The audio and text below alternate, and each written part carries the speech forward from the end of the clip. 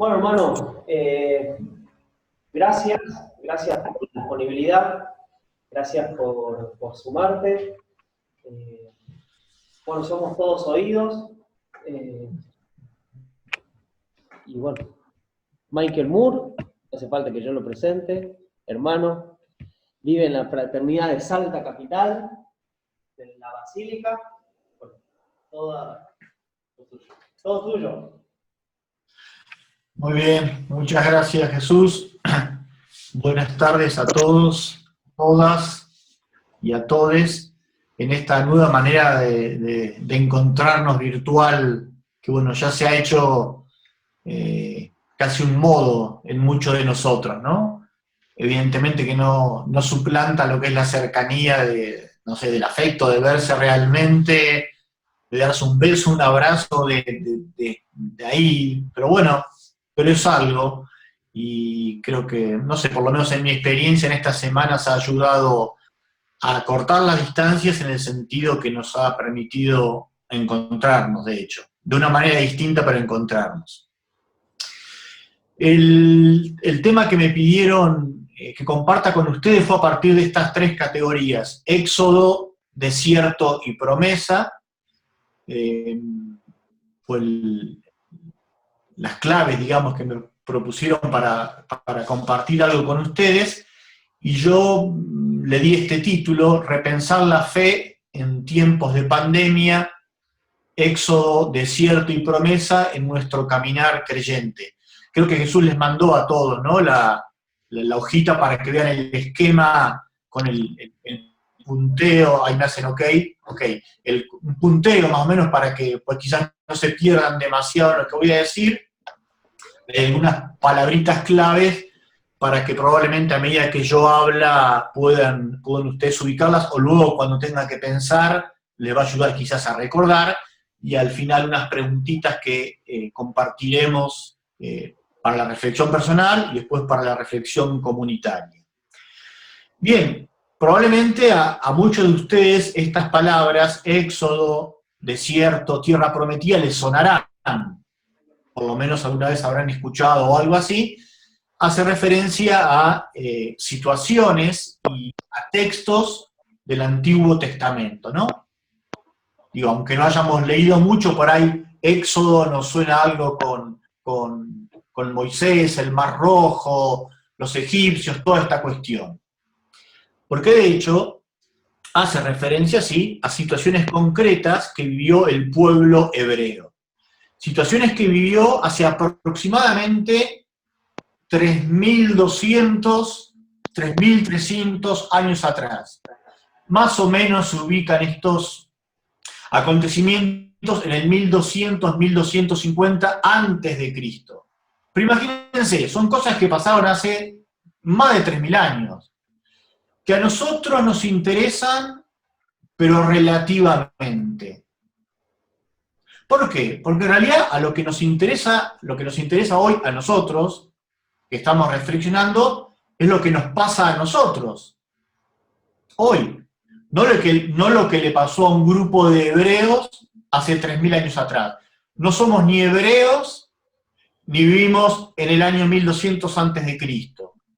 Pero, estas tres categorías, éxodo, promesa, desierto, hacen referencia no solo a situaciones que, de detalles más, detalles menos, ocurrieron a un grupo de gente, sino que son modelos que nos permiten entender la realidad, también nuestra realidad actual.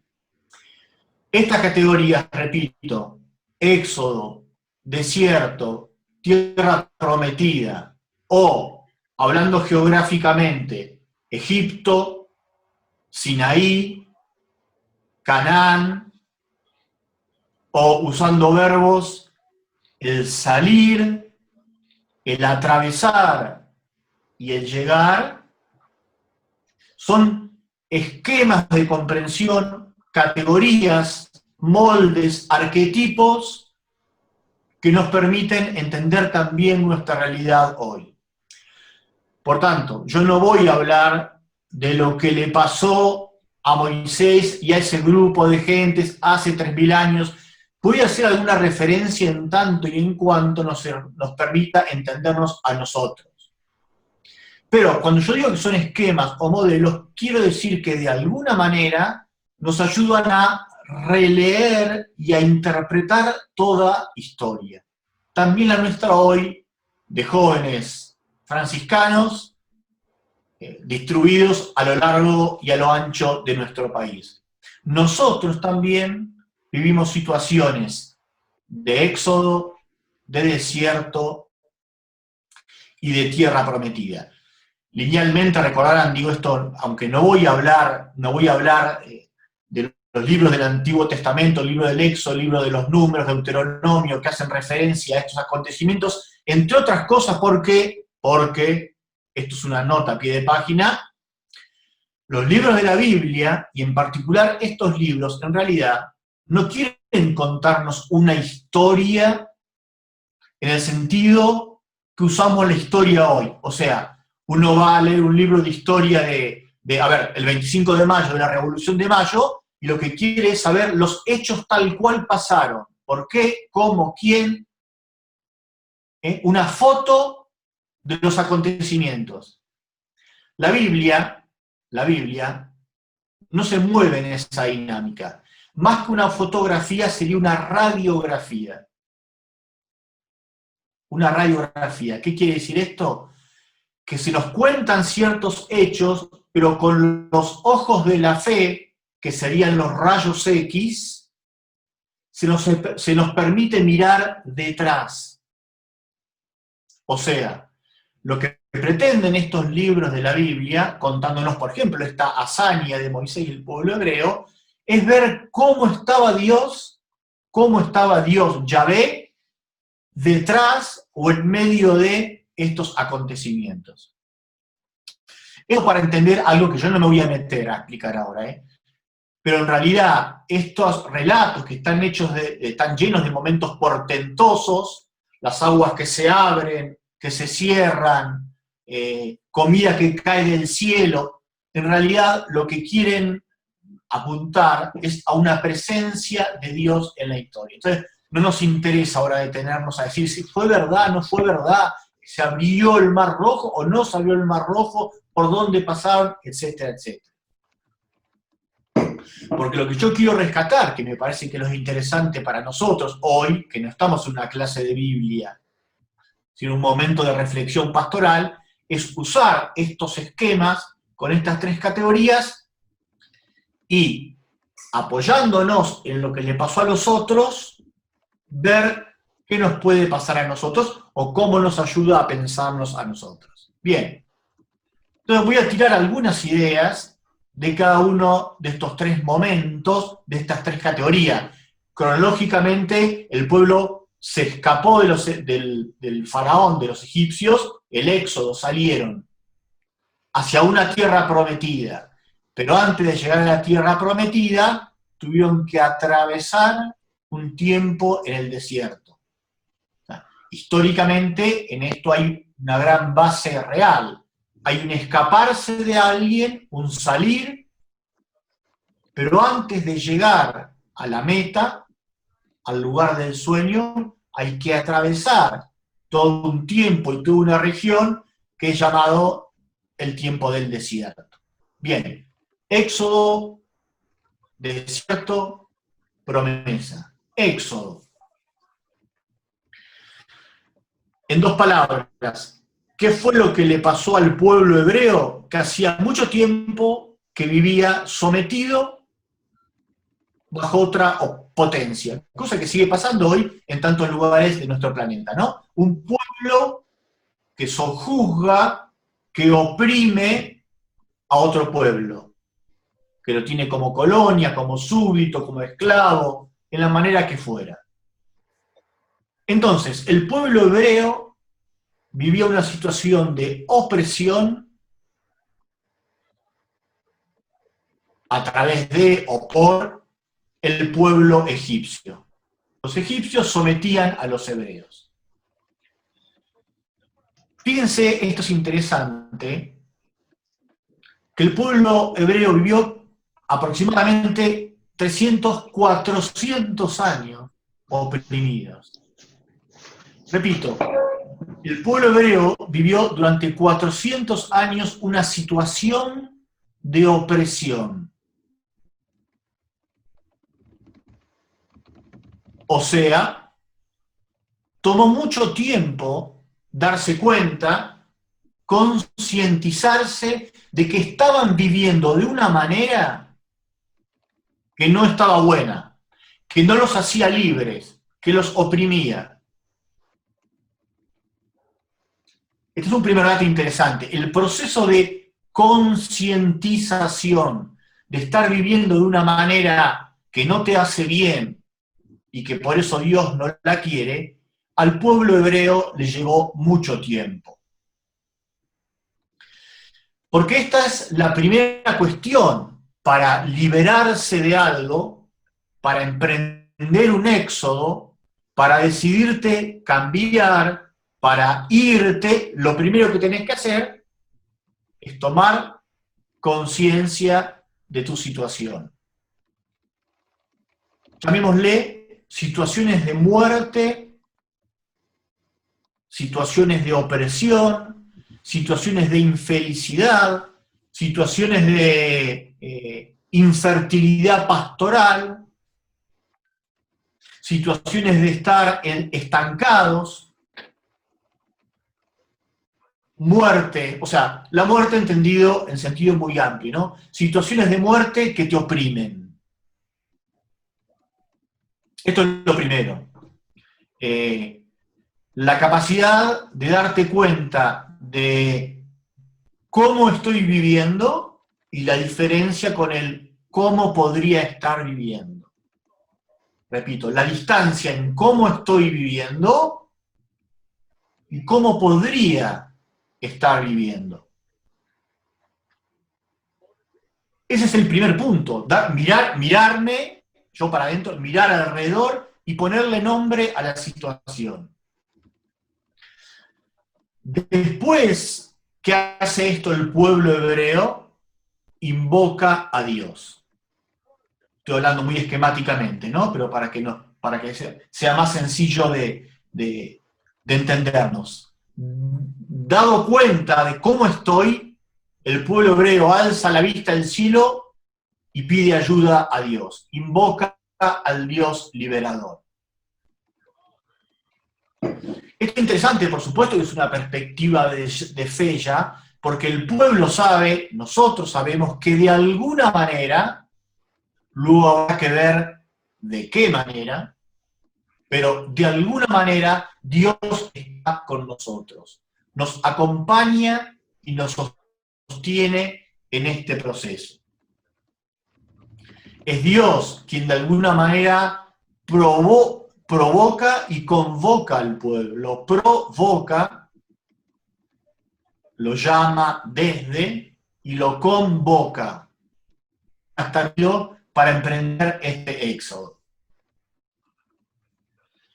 Pero claro, digo, este saberse acompañado por Dios en la historia del éxodo, de la liberación, muchas veces puede no resultar a como nosotros querríamos que Dios estuviera presente y nos acompañara. ¿Por qué? Porque acá me parece que tenemos que captar una idea importantísima en nuestra vida de fe. Yo la repito en todos los lugares donde hablo, sea en un retiro espiritual, sea en la universidad, sea en charlas con laicos. Hacerse cargo de la historia. Hacerse cargo de la historia. ¿Qué quiere decir esto? Darnos cuenta que la historia está en nuestras manos. La historia está en nuestras manos. Yo suelo usar esta metáfora porque, claro, dice, la historia no está en las manos de Dios. ¿No es Dios el que maneja la historia? No, porque si fuera así seríamos títeres de Él. La historia está en nuestras manos, y yo digo, nuestras manos sostenidas por la de Dios. Evidentemente es lenguaje metafórico, ¿no? Pero es la manera que tenemos de hablar. Repito, la historia está en nuestras manos. Esto quiere decir la historia de tu vida personal, la historia de tu grupo juvenil, en la parroquia, en el convento, en el colegio, en la misión, en la capilla. La historia, lo que pasa o lo que no pasa, depende en primera instancia de nosotros. La historia de mi grupo está en las manos del grupo. Y nuestras manos están sostenidas, acompañadas, alentadas por la de Dios. Importantísimo, hacernos cargo de la historia. Esto digo, cabe a nivel personal, a nivel de grupo, a nivel de iglesia, a nivel de nación, por supuesto. Y hacernos cargo de la historia implica también la responsabilidad de saber leer la historia. Leer la historia, es decir, la capacidad de discernir qué está pasando. Esto también es fundamental. Si no, no podemos salir a ninguna parte. Si no somos capaces de mirar la historia y decir qué está pasando en el grupo, de nuevo, en la parroquia, en el convento, donde sea. ¿Qué está pasando? Eso significa leer la historia. Tener datos, analizar, juzgar, relacionar. Entonces, decir que la historia está en nuestras manos implica el compromiso, la responsabilidad por leer, por saber decodificar qué es lo que está sucediendo. Y como decía hace un momento, dentro de esa lectura de la realidad, algo para mí muy importante, sobre todo para esta cuestión de la que me pidieron que hable, es ponerle nombre a las necrosis. Necrosis es una situación de muerte, algo muerto. Ponerle nombre a las necrosis. En cada uno de los grupos donde ustedes están viviendo. Las situaciones, los espacios, las realidades necróticas. Y ponerle nombre. Ubicarlas y nombrarlas. Bien, otro dato importante de lo que hace el pueblo judío para escaparse, para emprender el éxodo, es la capacidad de identificar mediadores, líderes. En este caso en concreto del pueblo hebreo, el líder es Moisés, ¿no? Moisés ese es el que agarra la lanza y acompaña al pueblo a escaparse, el líder. Esto es muy importante y muchas veces es conflictivo, ¿no? Todos los grupos necesitan referentes, encargados, líderes, mediadores, como quieran llamarlo. Digo, y esto es tan importante como problemático de nuestros grupos, ¿no? Porque en nuestros grupos juveniles muchas veces, no sé, por ejemplo, hay celos de quién es el referente carismático, de quién es el líder, de quién es el que agarra la bandera y da el primer paso. Sin duda en todo grupo humano, sociológicamente hablando, y también los grupos de iglesia, es importante el tema del liderazgo, del mediador. Evidentemente, quien tiene esto, que es un don de Dios, tiene que asumirlo como un ministerio, es decir, como un servicio y no como un espacio de poder. Acá mando yo porque el fraile me dijo que yo soy el presidente o el encargado, o como quieran llamarlo. O sea, las ambigüedades de esto, como todo poder, digo, atraviesan todas las realidades, entre los frailes, por supuesto, y entre ustedes también. A ver, que pareciera que lo que se pone en juego acá, quién manda, quién tiene la última palabra, y no se trata de eso, evidentemente, ¿no? Se trata de alguien que por capacidades naturales, que no dejan de ser dones de Dios, aunque sean naturales, tiene la capacidad, bueno, de fomentar, de organizar, de reunir, de conducir. Pero podemos decir que el pueblo hebreo necesitó tomar conciencia de su situación, pero también necesitó de alguien que haga de mediador, de pastor, como quieran llamarlo. Por lo tanto, esto es otro tema importante, creo, para que ustedes disciernan en nuestras fraternidades, en nuestros grupos, quién tiene pasta de líder. Reconocerlo con respeto, con cariño, y el otro, por supuesto, asumirlo con humildad y como un servicio. Como un don que tengo, pero para ponerlo al servicio de los demás, no para mandar más que los otros y tener la última palabra y que se haga siempre lo que quiero yo.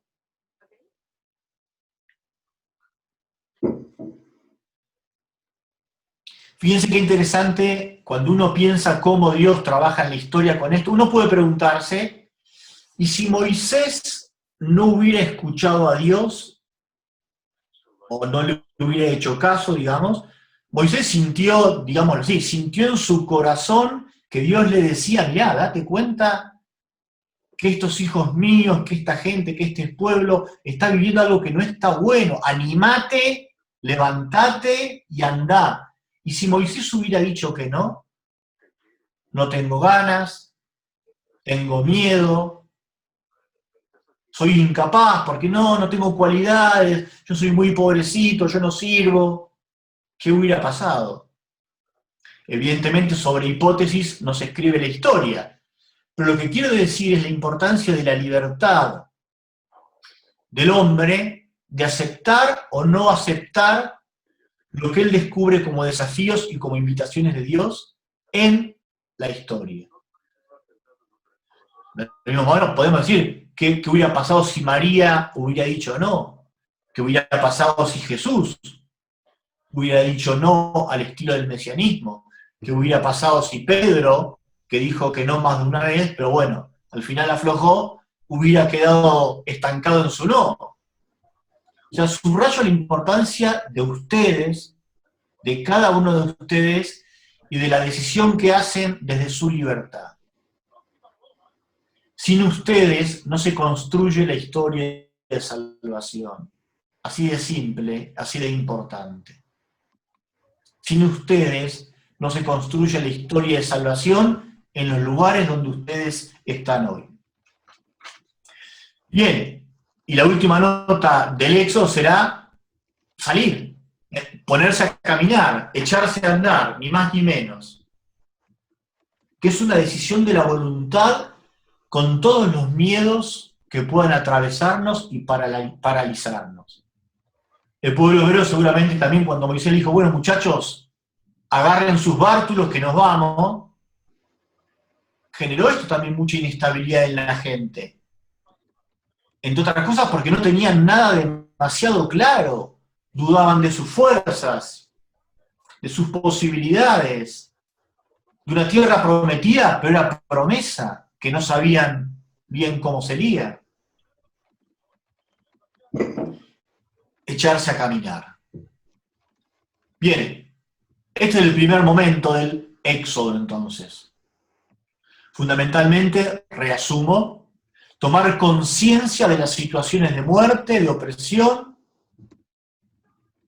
invocar a ese Dios al que sabemos que siempre está con nosotros y actuar sabiendo, ponernos en marcha, que la historia está en nuestras manos, pero sostenidas, empujadas, alentadas por las manos de Dios y escuchando a alguien que puede hacernos de punta de lanza, no de dueño de la verdad, sino de punta de lanza. Bien, Éxodo. El pueblo sale, se va, comienza a caminar, pero acá hay una gran paradoja, que no salen de la esclavitud a la tierra prometida, sino que van a parar al desierto. Y con un número que probablemente es simbólico, que nos interesa, dice 40 años. estuvo el pueblo en el desierto antes de llegar a la tierra prometida. 40 es un número totalmente simbólico en la Biblia. 40 días después de la resurrección de Jesús, la ascensión, 40 días en el desierto estuvo Jesús tentado, el número 40 es simbólico, no importa. Lo que sí es cierto es que uno se decide a salir, sale a caminar, pero en realidad la meta, lo prometido, el sueño, lo lindo, no está ahí. Van a parar al desierto durante un largo periodo. Si tuviera que ponerle una palabra sola a este tiempo, que quizás puede ayudarnos a nosotros a pensar hoy, el desierto es el tiempo de la incertidumbre. El desierto es tiempo de incertidumbre.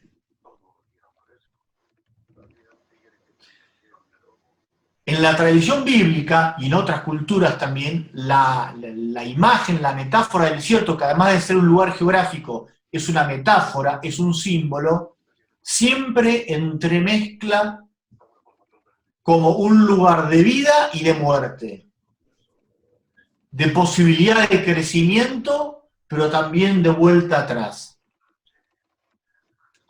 De hecho, en los textos estos a los que estoy haciendo referencia de la historia del pueblo judío, el desierto será el lugar del encuentro, pero también será el lugar de la tentación.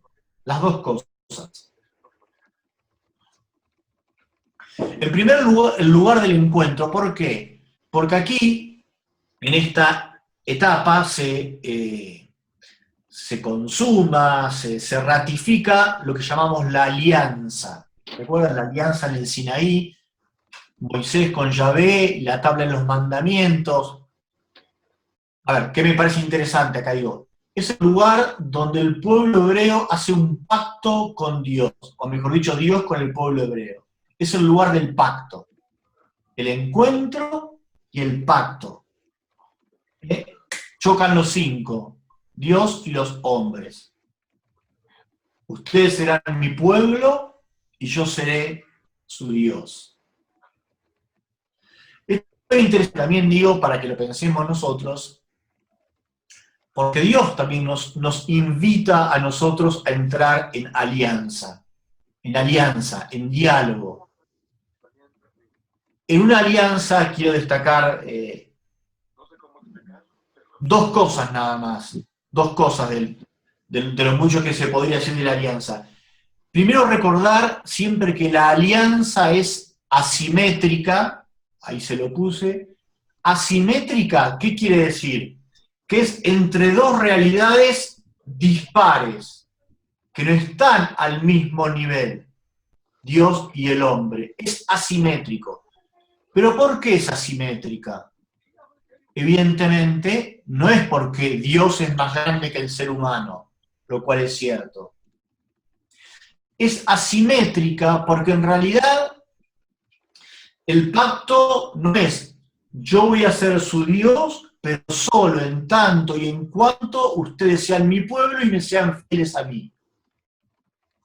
Porque a lo largo de toda la historia de la salvación, el pueblo es constantemente infiel, o si quieren, oscila entre la fidelidad y la infidelidad, como hacemos cada uno de nosotros en nuestra relación personal con Dios. Oscilamos entre la fidelidad y la infidelidad, entre el sí y el no, y en cambio Dios es siempre fiel.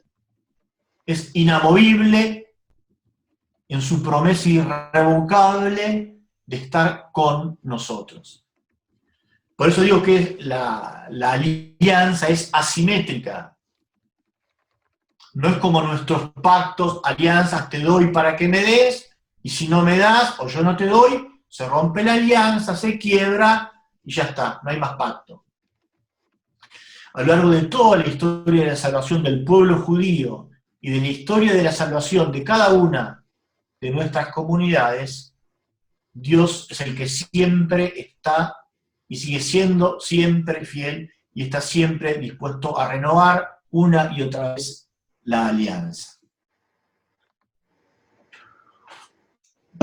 Y la segunda cosa que quería decir de la alianza, ahora referida a las tablas de la ley, a los llamados mandamientos,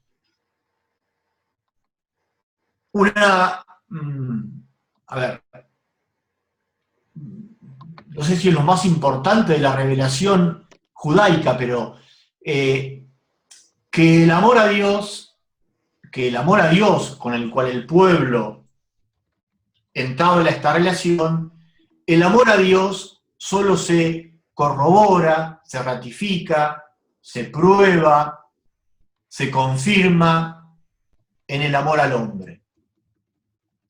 Por eso los 10 mandamientos de la alianza en el Sinaí después se resumirán en uno solo que es doble: el amor a Dios y el amor al hombre, o mejor, el amor a Dios en el amor al hombre. Juan dirá, ¿no? Es un mentiroso el que dice que ama a Dios, a quien no ve, y no ama a su hermano, a quien ve.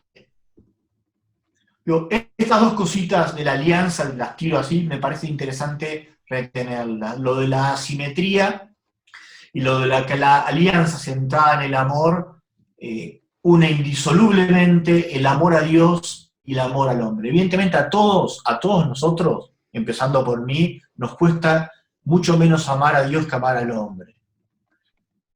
¿Quién puede corroborar cuánto amo yo a Dios? Pero sí mis hermanos pueden corroborar cuánto los amo a ellos. No emitan opinión.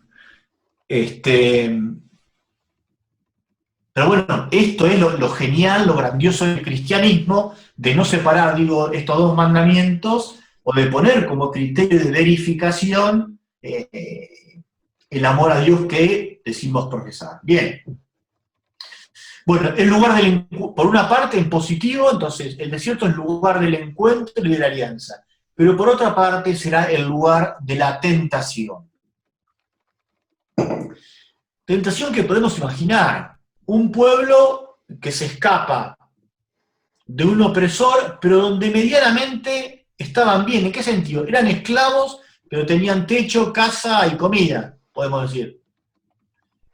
Salen de ahí, van a parar al desierto, no tienen que comer, que beber, viviendo en tiendas, y aquí es donde comienzan las famosas añoranzas de las cebollas de Egipto. Bueno, al menos ahí comíamos polenta, todos los días, era polenta, pero comíamos todos los días. Acá nos trajiste a un lugar donde las tenemos que apañar para poder comer, no tenemos seguridades. Entonces viene la tentación, por ejemplo, de la nostalgia de lo que dejamos atrás. Y esto nos va a pasar a nosotros, cuando intentemos salir, cambiar, ensayar algo nuevo, con toda la inestabilidad que siempre genera lo nuevo, lo distinto, la inseguridad nos va a decir, pero y si no nos quedábamos mejor como estábamos, ya que hacíamos esto este día, esto en este horario, y esta cosa, y ya estaba todo cuadriculado, delineado, la seguridad del suelo en que pisábamos. Evidentemente, todo proceso de deconstrucción genera inestabilidad. Y para mí esto es fundamental. El deconstruir para reconstruir. ¿Qué quiere decir deconstruir? Tirar abajo esquemas, cosas, para edificar otras nuevas. Habrán escuchado en muchos ámbitos, en estos tiempos de pandemia, también en la iglesia, ya no se puede volver atrás, después de la pandemia todo será distinto. Yo no tengo tanta esperanza de que todo sea distinto, y menos dentro de la iglesia. Pero sí creo que algunas cosas pueden llegar a cambiar si nos animamos nosotros a cambiar. Habrán escuchado ustedes maneras de celebrar, que el sacramento, que las reuniones, que la presencia de la iglesia, lo que sea. Pero digo, para esto hay que tirar abajo algo, deconstruir para reconstruir. Y esto genera siempre inestabilidad en todos, en los jóvenes y en los adultos. Entonces nos puede venir la tentación de la seguridad. Bueno, pues si antes ya sabíamos, el lunes en el grupo rezábamos el rosario, el viernes el Vía Crucis, el domingo nos juntábamos a misa y el sábado tomaba una birra. Y ya está, y era esto, y estábamos bien, y nos queríamos, y bueno, y una semana en enero íbamos a misionar a no sé dónde, y bueno, no estoy diciendo que esto esté mal, estoy diciendo que a veces nos animamos a abrir otras puertas y ventanas, a ensayar otros modos u otros caminos, esto nos genera inestabilidad, miedo, y podemos tener la tentación de volver a las cebollas de Egipto. A la seguridad que nos daban ciertas cosas, probablemente, además, dichas por el fraile. Hagan esto y esto, y ya está. Esto a mí me encanta, ahora me viene que lo sumamente humano, porque es la actitud, en el fondo, nota a pie de página, perdón, es la actitud, en el fondo, siempre de todo hombre religioso, quiero decir creyente, frente al misterio de Dios. Más de una vez a Jesús le preguntan, Maestro, ¿qué tengo que hacer para ganarme la vida eterna? O sea, ¿qué es lo que tengo que hacer? Dame un código de leyes. Esto. Maestro, ¿a quién tengo que amar? La parábola del buen samaritano, ¿no? Y Jesús se la da vuelta. O sea, este hombre lo que pretendía es que le diga a quién tenía que amar, sobre todo, así sabía a quién podía no amar. A estos los amo, y estos que se vayan a cagar, que se mueran. Puedo ser indiferente, puedo odiarlos. Y Jesús le dice, mirá, no, tenés que amar al prójimo. ¿Y quién es mi prójimo? El prójimo es todo aquel al que vos te volvés próximo. Todos, en tanto y en cuanto vos seas capaz de acercarte, sobre todo al que está sufriendo al costado del camino. Esto es lo que quiero decir, es una actitud muy humana, pedir recetas mágicas. ¿Cuántas veces tengo que perdonar? Decime cuántas veces, así después puedo mandarlo a la mierda al otro y no perdonarlo más. Te perdoné, ya está. Y Jesús le dice 70 veces 7, que no son 490. Es un número también simbólico. Eternidad significa siempre. O sea, esa es la actitud del hombre religioso, la búsqueda de seguridad con códigos, con pautas. Lo otro nos genera miedo, inestabilidad, nos desinstala. Otra tentación posible y que le pasó al pueblo hebreo en el desierto es la idolatría. ¿Qué significa idolatría? Adorar latría a un ídolo. Idolatría. Latría quiere decir adoración, rendir culto, adoración, a algo que es un ídolo, o sea que no es Dios. Los becerros de oro. Por distintas razones acudimos también nosotros a ídolos cuando nos cansamos, por así decirlo, de nuestro Dios. Ídolo puede ser nuestro propio yo, mis seguridades, el dinero, un fraile, el poder, la búsqueda hedonista de mi felicidad, o sea, aquello ante lo cual yo me postro. Cada uno podrá preguntarse, ¿cuáles son mis ídolos hoy? Y muchas veces los ídolos conviven con los dioses, ¿no? O sea, sí creemos en Dios y también tenemos ídolos. Pero sobre todo, digo, la tentación en el desierto es que en esta época, en este tiempo, donde estamos medio perdidos, en soledad, inestables, inseguros, bueno, mirar para otro lado y construir un becerro de oro. Por eso, creo que también el desierto es una muy buena oportunidad para la purificación. Para la purificación. Es decir, para purificar la imagen del Dios en quien yo creo y mi manera de relacionarnos con Él. El tiempo de desierto es tiempo de purificación. De hecho, nosotros decimos, me voy a un tiempo de desierto, de retiro espiritual, y de desierto tiene mucho que ver con esto. Estar solo, pensar, analizar, organizar y purificar.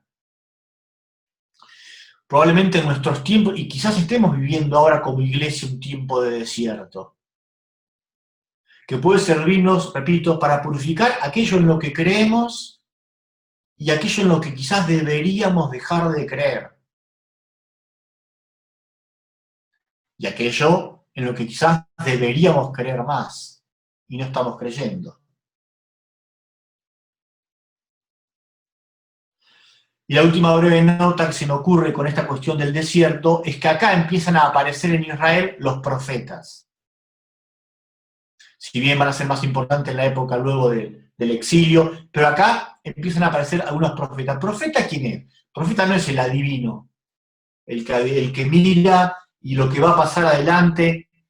Profeta, en el sentido bíblico, es el que recuerda, el que rememora y señala.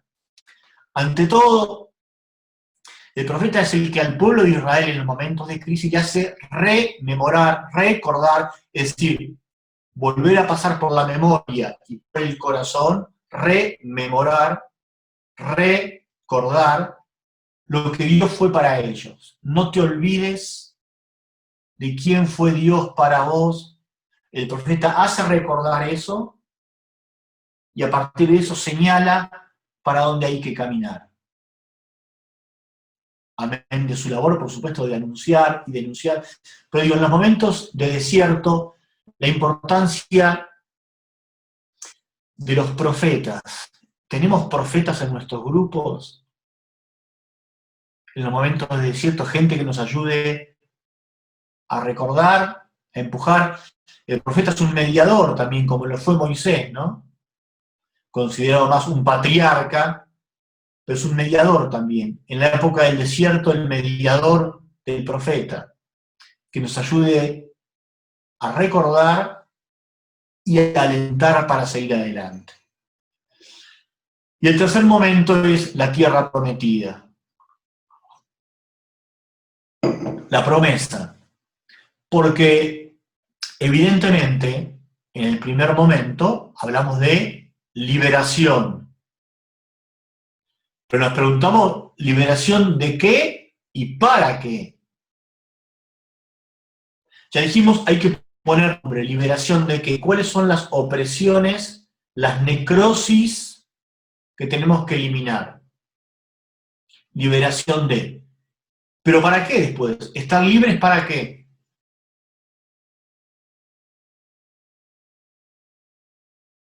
Digo, la libertad me parece, al menos cristianamente, no es un fin. ¿Queremos ser libres para qué? No para hacer lo que se nos cante, ni en mi casa, ni dentro de la iglesia, no se trata de eso, ¿no? Evidentemente, aunque suene banal decirlo, digo, en todo caso, desde la óptica de Jesús, somos liberados para amar mejor o para servir mejor. Por supuesto, que nos liberamos de las cadenas, si quieren, en primer lugar, para ser libres, porque estamos llamados a ser libres, en el sentido de ser libres, plenos y felices, pero no la libertad para decir yo no tengo nada que me ate y ahora hago lo que se me cante.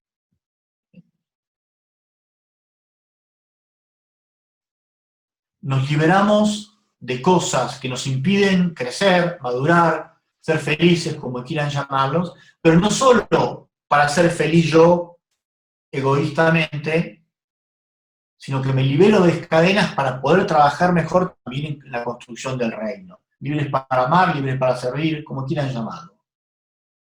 Entonces, no solamente es importante liberación de qué, sino liberación para qué. Y este proceso de liberación, aunque suene paradójico, es don y tarea. Y las dos cosas indisolublemente unidos. Y esto para no contraponer la acción de Dios y la acción humana en estas cosas. Es don en el sentido que ante todo es una invitación posibilitada por Dios. Desde una lectura de fe estoy hablando, por supuesto, es Dios el primero que me dice al corazón, no te quiero esclavo. No te quiero esclavo de nada. No te quiero esclavo de la religión. No quiero que el cristianismo se vuelva para vos cadena, opresión. Yo te quiero feliz. ¿No? Como dice la viñeta esa de Cortés, si creer en Dios no te hace feliz, deja de creer en Dios porque Dios te quiere feliz y no creyente, algo así dice. Es verdad, tenemos que descubrir el vivir la fe, el vivir mi compromiso como cristiano, ¿me hace feliz? Si no me hace feliz, libre es sinónimo, busquemos otros lugares, otras religiones, otras ideologías. Entonces digo, este proceso de llegar a la tierra prometida, de conquistar la tierra prometida, es don, porque ante todo es una invitación de Dios, es don, que te dice, no está bien, y yo no te quiero ver así. En ese sentido, es don. Y es tarea porque yo tengo que hacer lo mío.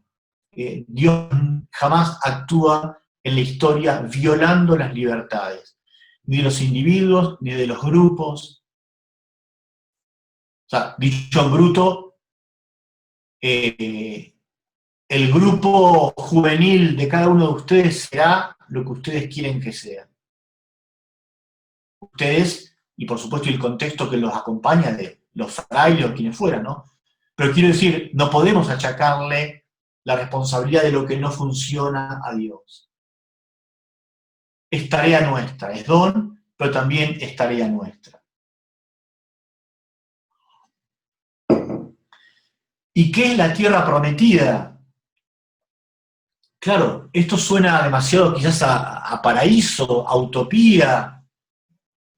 Creo que hay que tener la convicción de que el paraíso, en todo caso, es lo que está adelante y lo que hay que construir.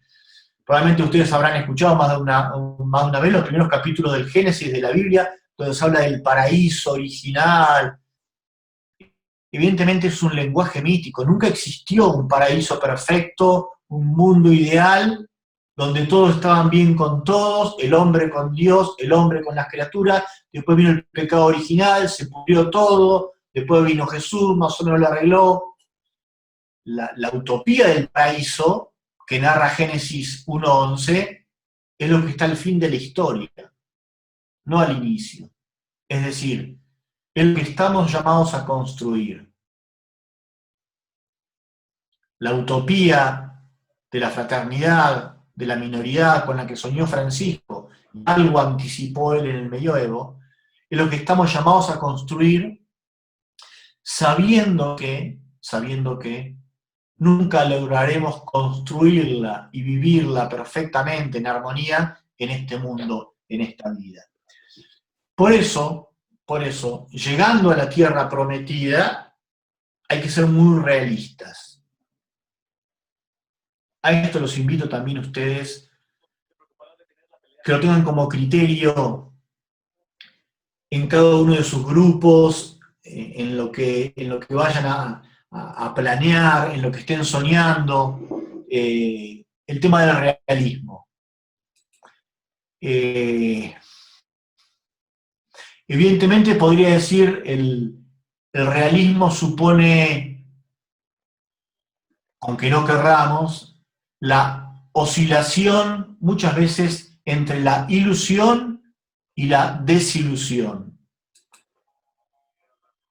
Repito, el realismo se mueve en una tensión, muchas veces dolorosa, diría, o no exenta de conflicto, entre la ilusión demasiado alta y la desilusión. ¿Qué podemos pretender nosotros, cada uno? A ver, como pastoral juvenil de la provincia franciscana, yo puedo soñar muchas cosas pero hay que ser realista, porque somos nosotros, porque tenemos estos medios, porque vivimos en la iglesia argentina, porque bla, bla, un montón de cosas. Al momento de soñar con la tierra prometida, tenemos que ser realistas. Digo, para no sufrir después una gran desilusión, ¿no? una gran frustración. Y lo que creo que es clave, con esto voy terminando, es que la tierra prometida, desde el punto de vista cristiano, y si quieren, subrayado por Francisco, la tierra prometida consiste en vivir la filiación en la fraternidad. Estas dos palabras son importantísimas en Jesús de Nazaret y en Francisco de Asís. Vivir la filiación, ¿qué quiere decir? Descubrirnos que somos hijos. Pero de nuevo, si yo pongo todo el acento en mi vida espiritual y la del grupo, de mi relación con Dios, me queda este nivel, vertical, podemos decir. La filiación. Esta palabra tiene que completarse, si quieren, con la fraternidad, que es la línea, digamos, horizontal. La tierra prometida, la utopía a la que estamos llamados a vivir, que nunca la vivimos perfectamente, es vivir la filiación en la fraternidad. Bien, al inicio de la presentación, que no lo dije, les decía que el título de este momento era Repensar la fe en tiempos de pandemia, éxodo, desierto y promesa en nuestro caminar creyente. En nuestro caminar creyente, la gran pregunta que una y otra vez tenemos que hacernos es: ¿quién es Dios para mí? ¿Quién es Dios? ¿Cómo es Dios? Que en definitiva es la pregunta a la que se dedica también la teología, ¿no? ¿Y quién es Dios? ¿Cómo es Dios? ¿Y cómo se relaciona con mi historia o con mis historias, con la historia del grupo, de este grupo juvenil? ¿Quién es Dios? ¿Cómo es Dios?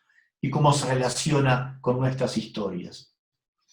Y yo lo sintetizo ahí al final con 4 notas. Evidentemente de esto podríamos hablar 4 años seguidos, ¿no? 4 notas. Digo, Dios es misterio, es encarnado, es liberador y es parcial.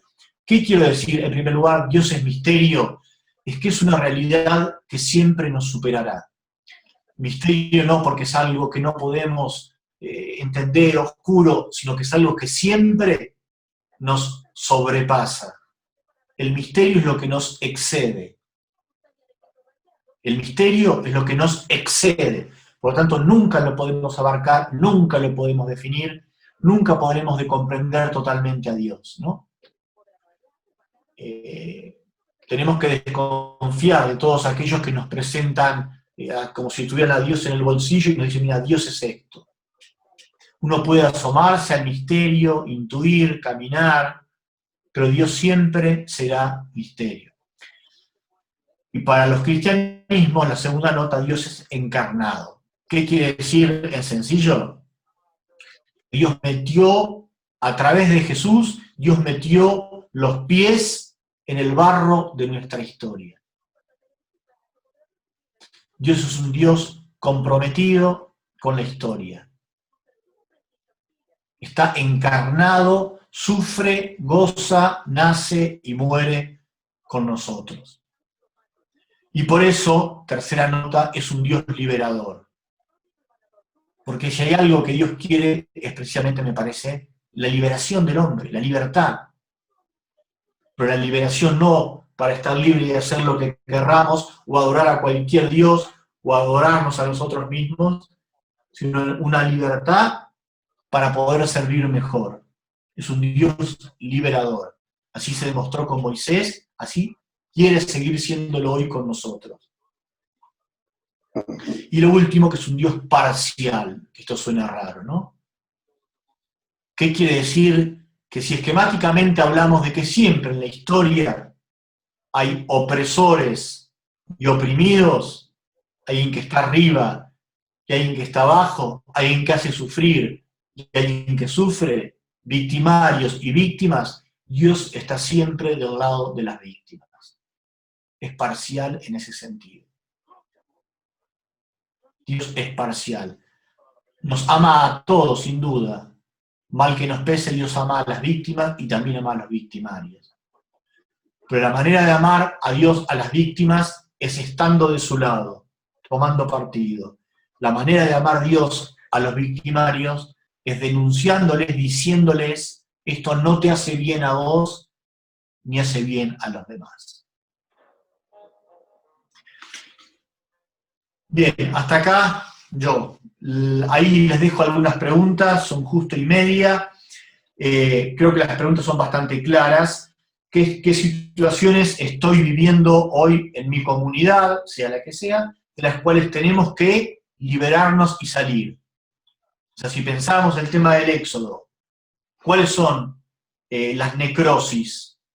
Las cosas que hay que cambiar, que tenemos que cortar. Después, ¿qué características imagino que debería tener la tierra prometida? Lo que anhelamos, cómo queremos vivir, cómo sería la pastoral juvenil de la provincia y de mi comunidad. ¿Qué sueño, qué anhelo, qué características? La tercera, ¿qué dificultades encuentro para emprender ese éxodo a esa tierra prometida? ¿Qué cosas nos complica salir? No sé, miedos, inseguridades, el fraile que no me deja, que no me acompaña, que no encontramos líderes, que no tenemos la más pálida idea de cómo hacer, mi mamá no me deja, mi novio me persigue, qué sé yo, no sé. Cada uno pensará, a ver, qué cosas, esto, para poder salir, qué me traba. Y la última, ¿cuáles creo que son las tentaciones más importantes que nos acechan, ¿no? Bien. No sé, Jesús, si hay algo que aclarar, digo, no vamos a entrar en diálogo porque ahora tiene su momento personal, pero no sé si hay algo por ahí que no quedó algún claro de las ideas. ¿Sí? El que quiere, la que quiere. Si quiere alguna pregunta aclaratoria. Exacto. Hola. Juli. Sí, yo te quería hacer una pregunta. Básicamente, me encantó cómo hablaste. Entonces, en base a lo que vos nos estás explicando, yo quiero saber tus respuestas. ¿Qué pensás vos? No se escucha. Ay, me asusté. No, perdóname.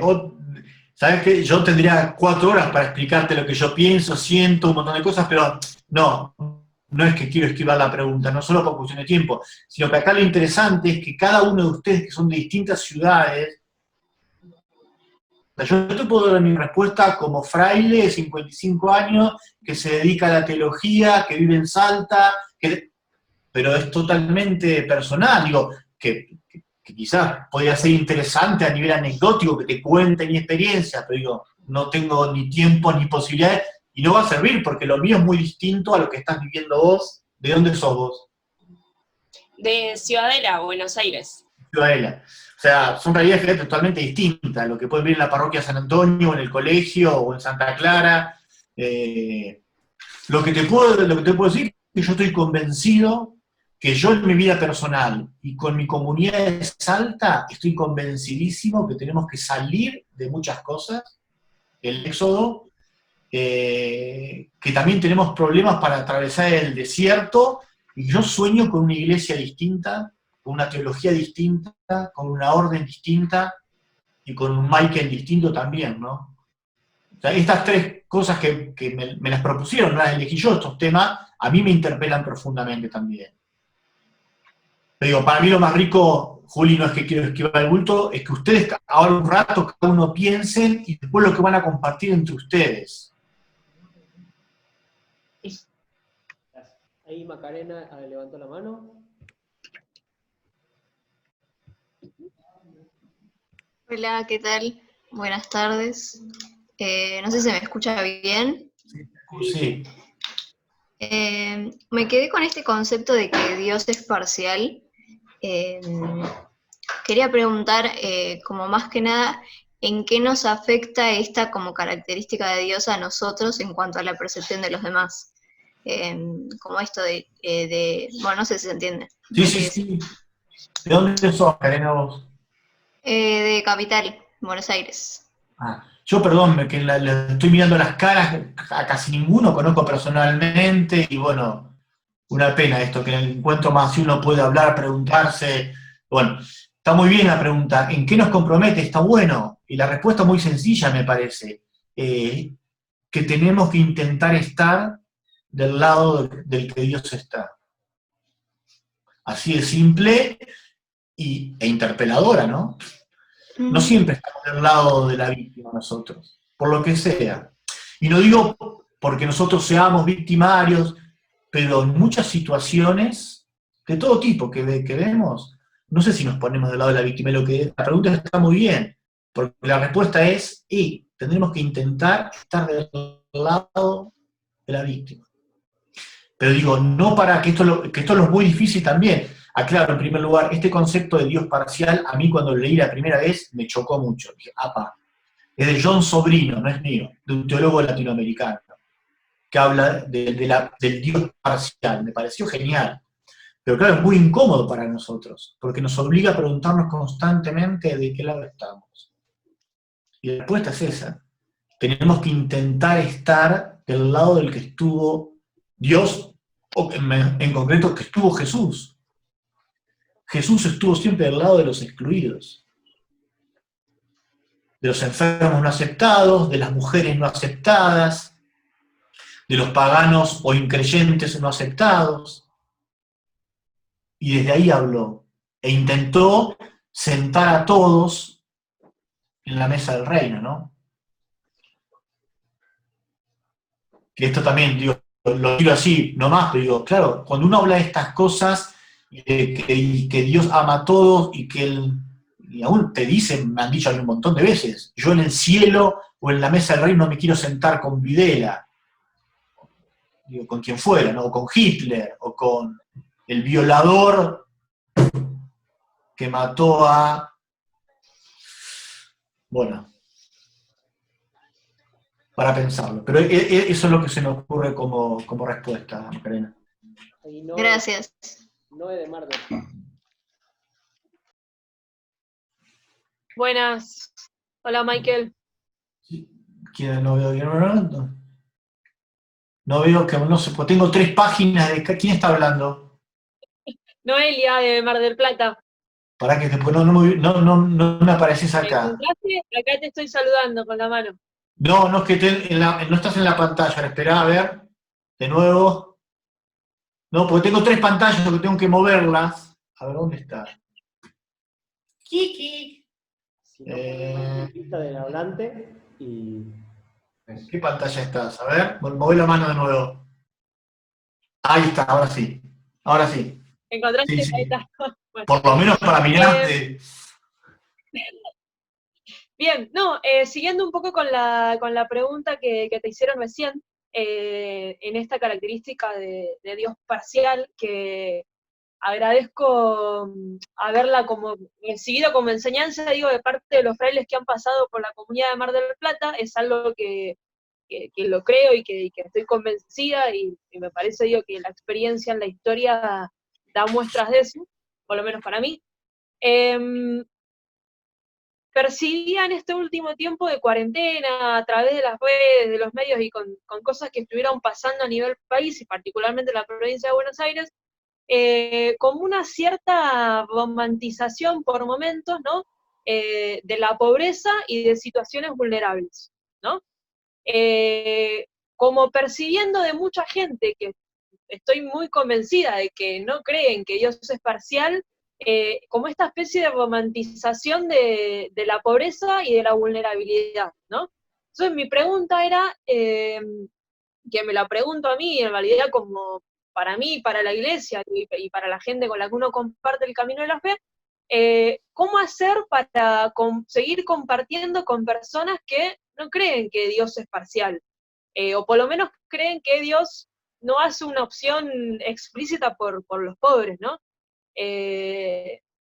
No sé, digo, me parece que como discípulos y discípulas de Jesús, eso para mí es como un condimento clave que tenemos que tener. Entonces la pregunta sería esa, ¿no? ¿Cómo seguir conviviendo hoy, en el 2020, post cuarentena, cuando esto pase, con gente que sigue creyendo que Dios no es parcial?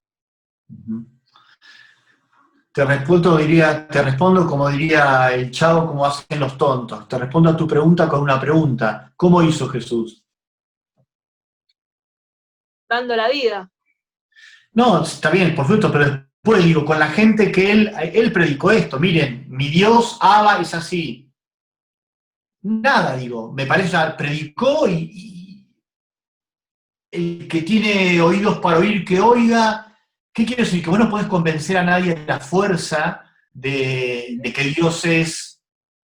Digo, Jesús vino a predicar lo mismo y mucha gente, la mayoría, no le creyó a Jesús. Sobre todo, por supuesto, a los que estamos acomodados y a los que estamos bien. Entonces, nos incomoda eso. Entonces nos hacemos los boludos, creo que ese es el punto, pero Jesús, digo, no convenció a nadie por la fuerza, no hizo violencia, no los excomulgó. Jesús dijo, miren, las cosas son así.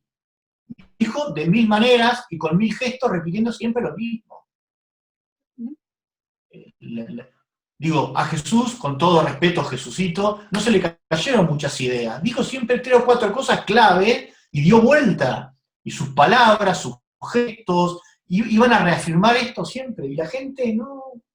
Entonces nada, ¿qué podemos hacer? Nada. Digo, y cuando es gente de iglesia, dialogar, más que eso, nada. Porque digo, a veces no es una cuestión de argumentación racional, sino de que nos incomodan que nos diga esto porque nos desnuda a nosotros también de qué lado estamos. Nuestras incoherencias, nuestros pequeños burgueses que tenemos adentro, nuestras comodidades, pero digo, ¿qué se puede hacer? No, nada. Seguir predicando a tiempo y destiempo, diría yo, nada más. Y tratando de ser caritativos con esa gente que, bueno, lo piensa distinto.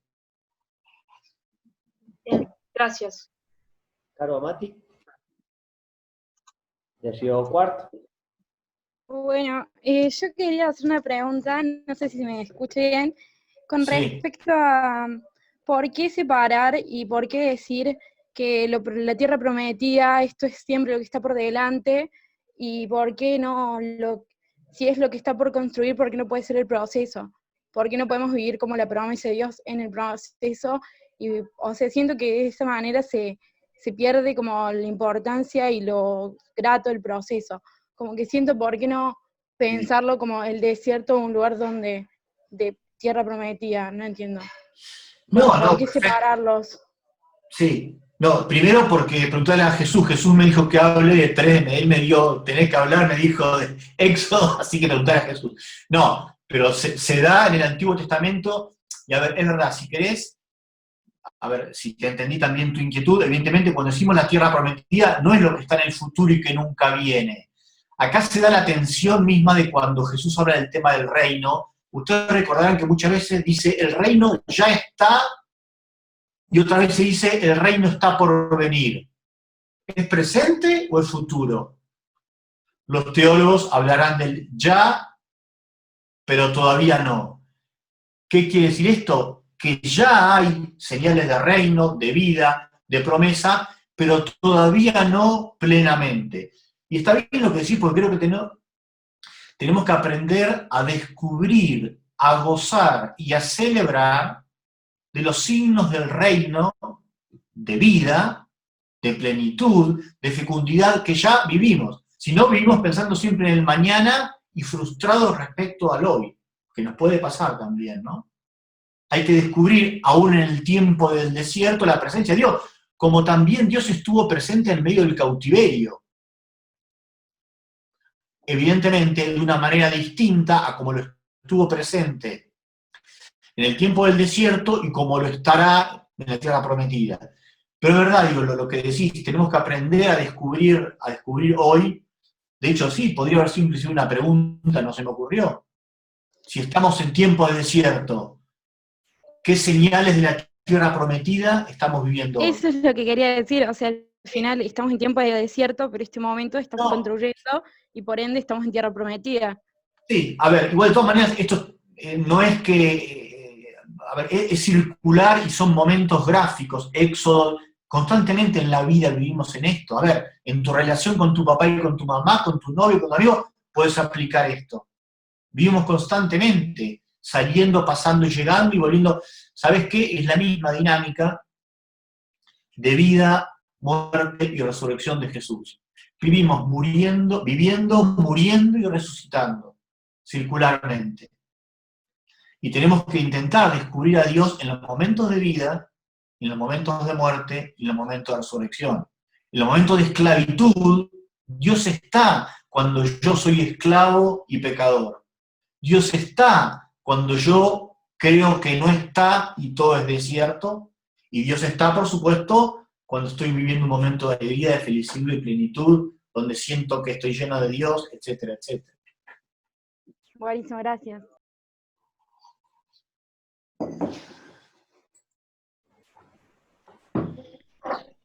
Última pregunta, aclaración. Ahí está. Sixia. Hola, ¿qué tal? Sixia. Medio raro. Sixia, A ver, Sí. ¿Estás acá? Ahí está, sí. De ¿De dónde sos? Yo soy de la provincia de San Luis, Villa Mercedes. Muy bien.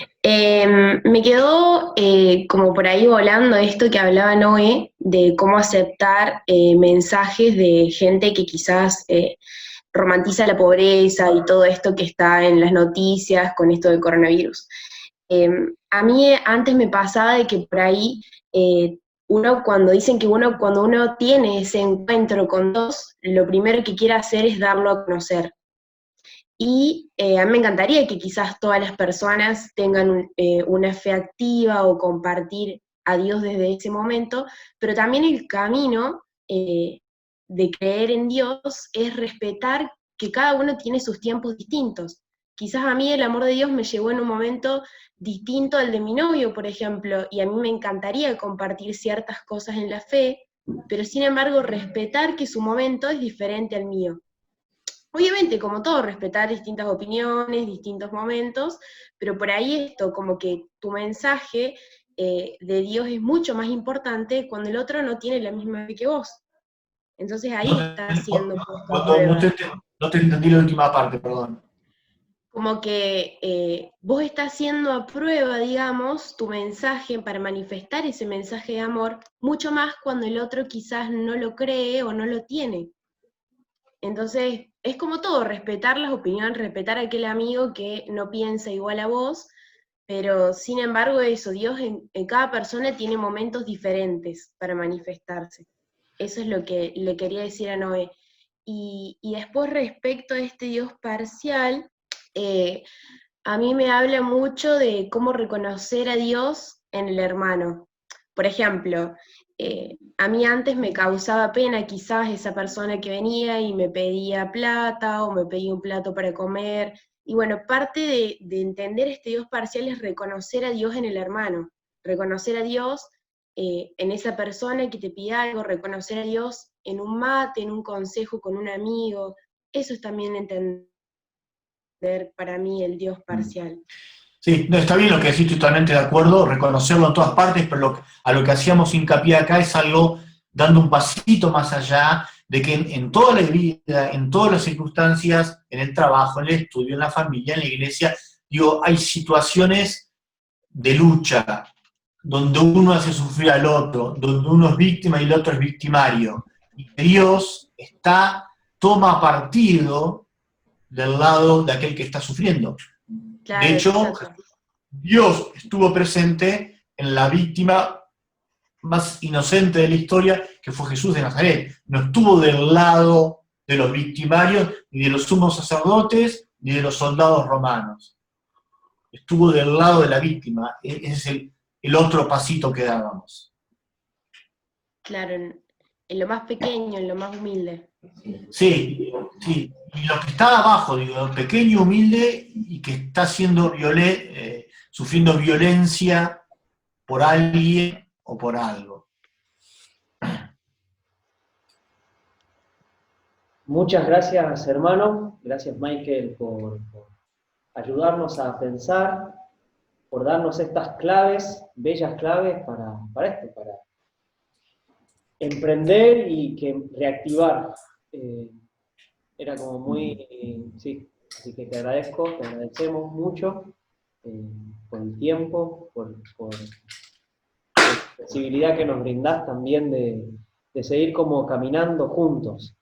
Y desde acá, como desde esta idea, me parecía como muy, muy importante esto que es el pueblo que camina junto, ¿no? O sea, no es solamente mi comunidad o yo, sino el pueblo que camina junto. Y el pueblo como en esta imagen de sabernos provincia, como desde esa clave también como pueblo. Así que bueno, agradecerte. Bueno. Gracias. Un gusto. Gracias también a vos, Jesús, por la invitación, a todos ustedes por acompañar en este momento. Les deseo una buena continuación del trabajo en grupo. Yo ahora salgo de la reunión y ustedes se quedan con Jesús. ¿Les parece que hagamos así un saludo y sacamos foto? O sea, saludar y vamos a sacar una foto. Ahí, la primera. La segunda. Bueno, hermanito. La segunda. Y la tercera. Perfecto.